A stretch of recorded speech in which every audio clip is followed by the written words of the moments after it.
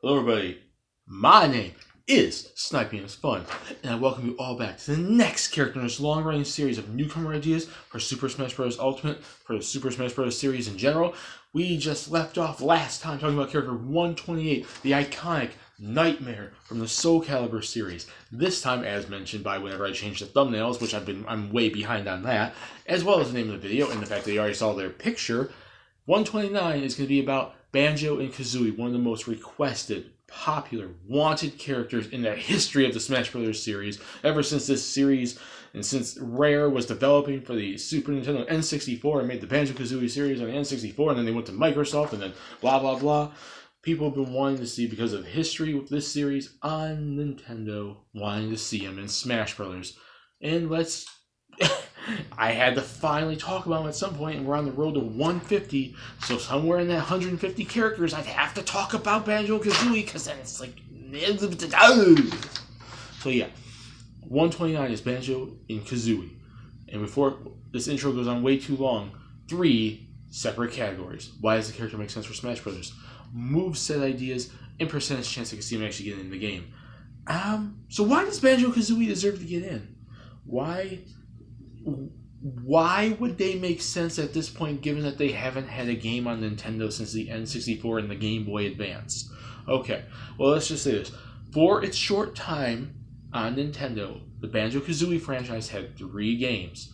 Banjo-Kazooie, Banjo-Tooie, and there was one on the Game Boy Advance, Gruntilda's Revenge or something. I've never actually played that one, but it was released probably shortly before Microsoft bought Rare or whatever.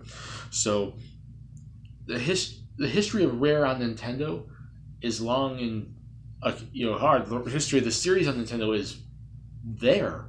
Rare has history on the Super Nintendo and the N64. They made the Donkey Kong Country series. They made Banjo-Kazooie, Banjo-Tooie, the Banjo series, Conker's Bad Fur Day. They worked on GoldenEye. They worked on Perfect Dark. They did numerous Nintendo games from the Super Nintendo to the N64 before Microsoft bought them out. And Banjo-Kazooie, the Banjo series, has 3 games on them. So in that short period of time, it's become a pretty iconic, popular series that many fans reminisce of those days, and they'd like to see that iconic status that Banjo had back then in Smash Brothers. And quite frankly, I don't blame them.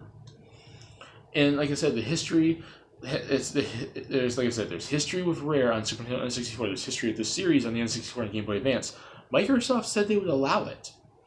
Microsoft, like, and Nintendo seemed to be like a third, partnership now that's kind of becoming more closely together, because while Sony's been like, oh, I don't want to do cross-play and blah, blah, blah this and blah, blah, blah that, and like Sony's been to themselves pretty much this entire generation until recently, because enough people did backlash against them to want to see cross-play and want to see them working with these other companies, which as a business in this industry, you should want to support your competition because it builds you all up. Sony.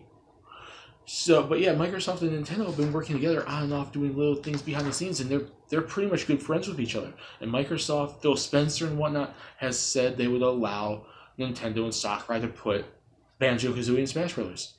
I think that in and of itself is warranted enough that at least the company is allowing them to do it, and probably wouldn't make them pay too much to get it, if anything. Maybe just put these characters in there, because it's representing old school Nintendo for them on the N64 and whatnot, but then it's also representing current day Microsoft, so it's a two-way business for them. But then also, outside of that, for a short-lived time, as Banjo-Kazooie's really been around, and it's been around really since the 90s, but it hasn't had games all throughout that time span. It's only really been those 3 on Nintendo, and then they did Nuts and Bolts, and then the collection on Rare Replay, and really nothing else. It's still an iconic third-party series, third-party characters. These characters are recognizable to many gamers out there, especially ones who grew up back then and reminisce and view it as iconic and nostalgic seeing these characters. They are iconic. They're not as iconic as Sonic and Mario and whatnot, but they're iconic enough, Nintendo or otherwise, to deserve representation in Smash Bros. At some point. And I'd say, yeah, I would accept seeing them in Smash Bros. At some point. Whether it's a Fighter's Pass or the next game, Smash Bros. 6 and whatnot, who knows? But Banjo and Kazooie, I think, makes sense for Smash. Moveset ideas. Now, I had to do a little bit of research on here because it's been a long time since I played Banjo and Kazooie and Banjo-Tooie, and I never actually owned Banjo-Tooie. I played at my friend's house. He owned Banjo-Tooie. I owned Banjo-Kazooie and played a lot of that. But I had to do a little bit of research because it's been a long time since I played anything Banjo Kazooie related. So this is how I view the moveset. This is how I view the moveset before I separate it into Smash and Special and talk about the final smashes, percentages, and whatnot. All the Smash attacks are going to be Banjo related, and all the special attacks are going to be Kazooie related. So he's going to have the smash attack stuff, and she's going to have the special stuff. So whenever you press B and do all the special attacks, it'll be stuff that relates to Kazooie, and all the smash attacks will be stuff that relates to Banjo. That way they both get equal footing in the moveset, and it's not all Kazooie or it's not all Banjo, which in essence, if it was integrated more, it'd probably be more Kazooie because she does more stuff in the game. So I had to balance it out so I give Banjo his own fair share of the moveset. So all the smash attacks would be Banjo, all the special moves would be Kazooie. And when you do smash attacks, Banjo's going to be able to do claw swipes. He is a bear, obviously, and you can see he has claws, and he can claw swipe you. He can do that in the games too. He can do a forward roll. He can climb stuff, which means it'll probably give him the ability to maneuver around the stage a little bit. But he could also use probably climbing stuff to be able to maybe pick opponents up and throw them down or something, or climb the opponents and knock them down kind of thing. So he can make his climbing abilities as a bear, obviously, be some form of attack. He also does jump attacks, and he can use, even though he doesn't use it as a weapon in the game, he's named after it, obviously, a banjo. He can play the banjo, so maybe he can play music, and music notes could hurt the opponents, or he can just be Jeff Jarrett and just start smashing people's faces into a frickin' guitar, which, a banjo instead. So there you go. So I'd say that's going to be the smash attacks. He's obviously going to be able to do claw swipes, forward rows, going to be able to climb around the stage, obviously, so it's stuff that isn't necessarily for attack, but you can climb and probably use it as a form of attack on opponents, because there's stuff that's obviously supposed to be used to save the stage, save you when you fall off the stage, like up B and everything. Maybe up, up A or something, like him climbing upwards, and you could probably use it to climb up platforms, but you could also use it as an attack. He could jump attack, and he could use his banjo by either playing it and doing music or bashing it upside someone's face, which would be freaking hilarious. The special attacks are all Kazooie related, and obviously, let me make sure I got this here. Sorry, because I need to know the names of these things. There's the Break Barge Buster, which I think like you smash Kazooie and the stuff. There's the egg firing, so you obviously use it's like a ranged weapon, so you use Kazooie as like a little gun and shoot eggs out.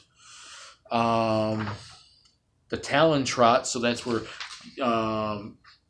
Banjo rides on Kazooie, so you can walk around as Kazooie and probably are a little bit quicker because she's a bird and she could maneuver a lot faster and she's smaller. And you could probably also use her talons, her legs, to kick opponents while you're doing that. So that would be freaking awesome and hilarious at the same time. The Rat-a-tat Rap, I forgot exactly what that is. The Feathery Flap, so you flap your wings. The Flap Flip, you can flip opponents with flaps. She could fly. She has flight, and she could dive, so she could pretty much fly upwards. And if an opponent's above you, you probably fly up and attack them. And she also could dive, so if an opponent's below you, she'll dive down and hit the opponent. So I'd say that's a pretty decent moveset for her. So, okay, smash attacks are all Banjo doing claw swipes, forward rows, climbing, jumping attacks, Banjos. Kazooie special attacks would be Break Barge, Egg Firing, Talon Trots, Rat-a-tat-tap, Feathery Flaps, Flap Flips, Flights, and Dives. So she can attack opponents in the air and on the floor on the ground from the air. And now for the final smash, I'm gonna do it the Kazooie egg shoot thing.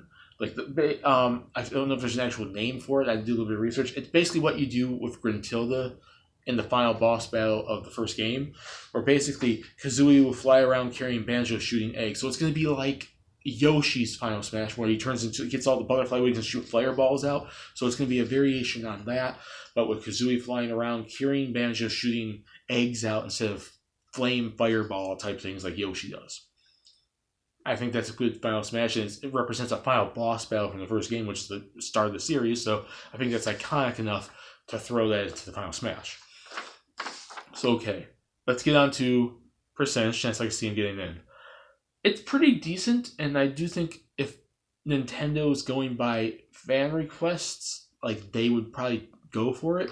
But here's the thing: Nintendo is the one that gave Sakurai the choices to pick, and if the list that was rumored, is anything to go by, I forgot if Banjo and Kazooie were on it.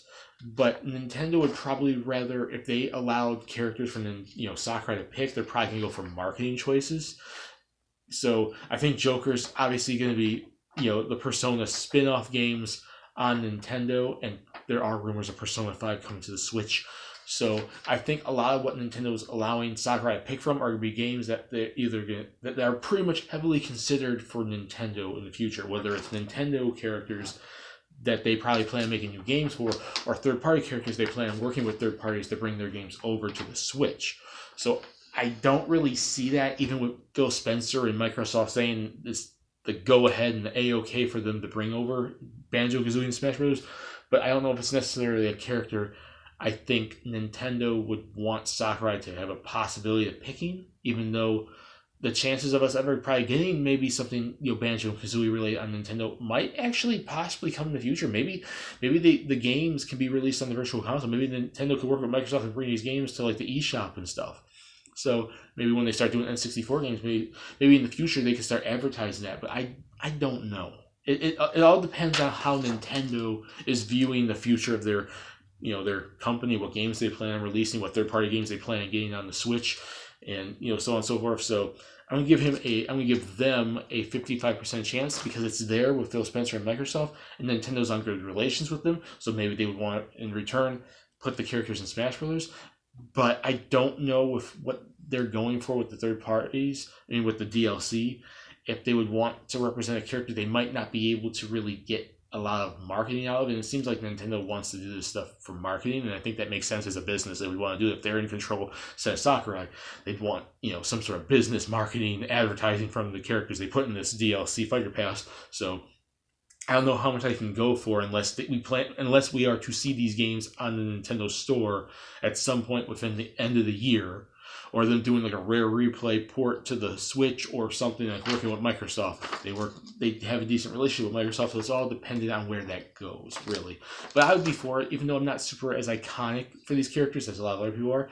Didn't play too much of this series when I was younger, but I did enjoy it, and I did play at a friend's house and everything, and I would like to see the characters represented. I do think they deserve it, but it's neither here nor there depending on how Nintendo would want to represent the DLC. So that's it for Banjo and Kazooie. That's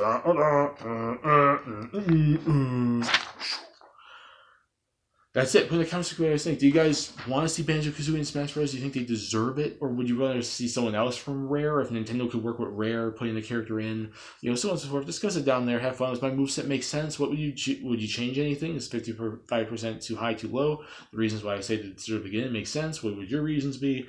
Discuss it down there. Have fun. That's it for character 129. And when we come back for character 130, we're jumping back into the world of Capcom.